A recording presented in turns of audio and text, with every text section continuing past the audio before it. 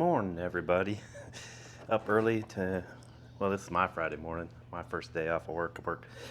Didn't think I'd ever like 10-hour shifts 4 days a week, but it's pretty much suits me. But here we're just doing some common maintenance on the Subaru here, and notice this week when I was starting, the old girl was kind of struggling, kind of stuttered a little bit, so went ahead and took a look at the battery a couple nights ago, and it's dated 12 of 18, so she's about due for a change. Most of your imports, 10 millimeters get you access to about everything here. So unfortunately, I don't have 10 millimeter set. I don't know why. I've owned a Subaru since 2009. So I really don't have an excuse why I don't, but I don't. So we're going to use a crescent wrench here. We're going to loosen the straps here, the hold down straps on the battery. You don't have to go far with it. I noticed they were a little rusty and crusty last night, so I kind of oiled them down so they're nice and smooth. So it should just pop loose here, if I'm guessing right. It's been a while since I changed the battery.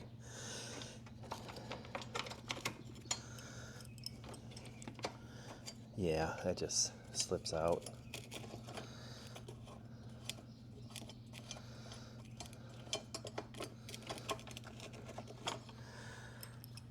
Let's see what it's doing on this other side here.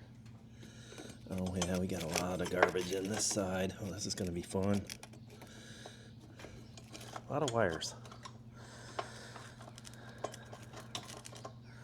So I think the easiest thing to do would probably just slap off one side and slide it over. Hopefully that'll give us enough room to kind of get this strap off and give us some room to lift this battery on out of here.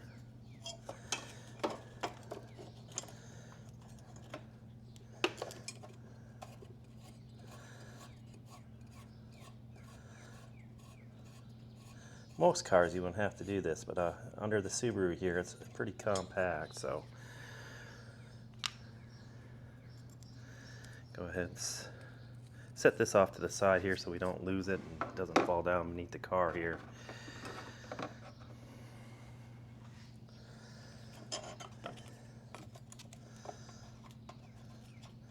And hopefully that'll stay. Alright, now I do own a socket set metric, so we'll go ahead and get these battery cables off, or at least loosened.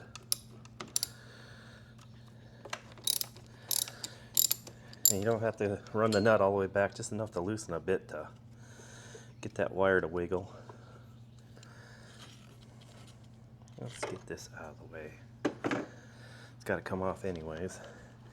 And as you can see here, we do have a little bit of corrosion up in here, so like I said, it's been a while since we've done the battery change on it.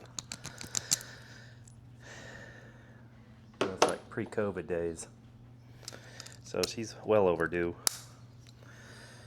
Batteries now have gotten expensive too. I mean, this one, the one I'm putting in, it was like $209. I don't ever remember paying that much for a battery, but inflation, folks.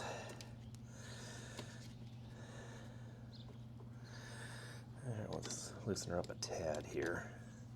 Now we're probably going to have to clean up this battery cable end here. Well, the cable end here pretty good. There's a lot of corrosion. Just kind of get these batteries out of the way here. Out with the old and in with the new.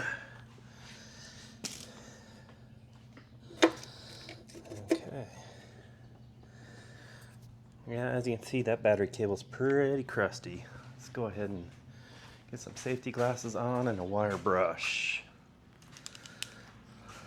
And you just want to clean up what you can on there.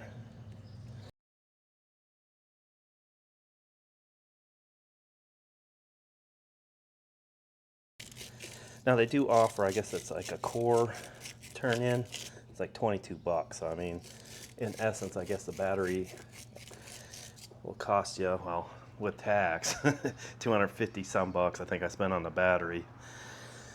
Minus the 22, so you're talking still, what, 225 bucks?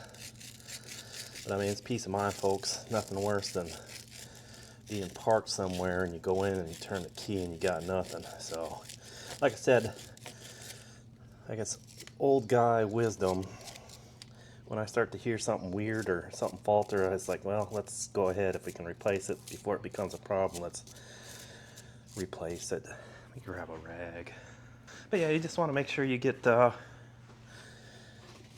everything clean. I mean, the worst thing you want to do is introduce some more crust and corrosion to a $250 battery, you know. I'll check that inside. I think we got most of that out of there.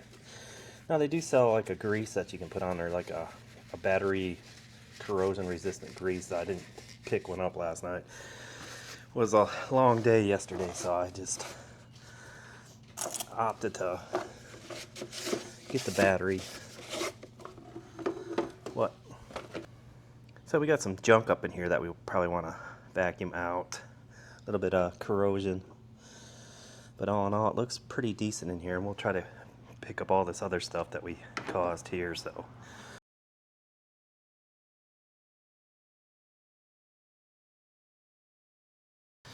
Alrighty, now that we get that clean, let's go ahead and put our battery back in. Start with the box here. Well, that is just a tight fit. And hopefully we don't shoot sparks. I don't make these things light.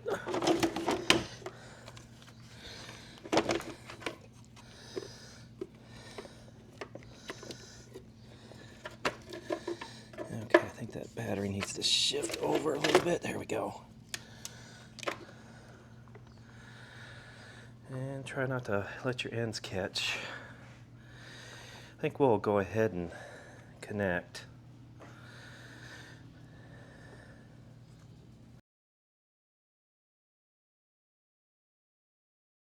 And just kind of reverse order what we did before here. Snug tight, but you don't want to give them any ugga-duggas on there. There, that one's installed.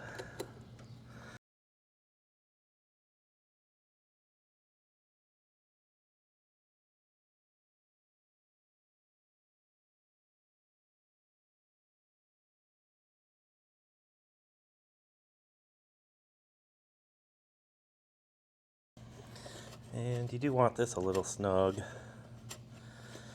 because it does keep your battery in place here, and you don't want these things jumping around. But yeah, nothing too fancy.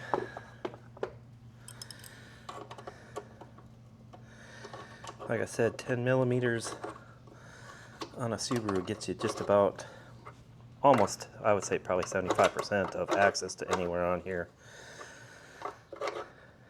I think the only other size I think I've messed with is probably maybe a 17 or a 15 on this thing. But that was kind of like exterior bolts. And that seems pretty snug. You don't want them too tight down, because I mean, these things do corrode over time. Like I said, I greased these things down last night just to make sure they'd come loose. But anyways, that's pretty easy, simple. Battery replaced. Let's see if this bad boy starts.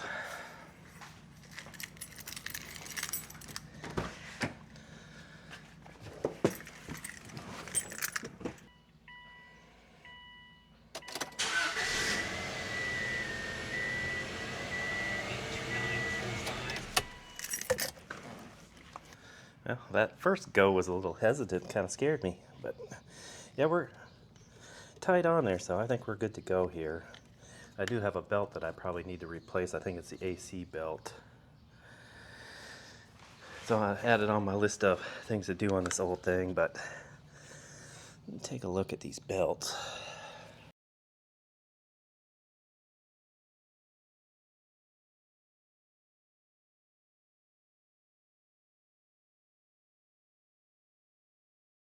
Anyways, we got some more work on this thing, so I mean, stay tuned.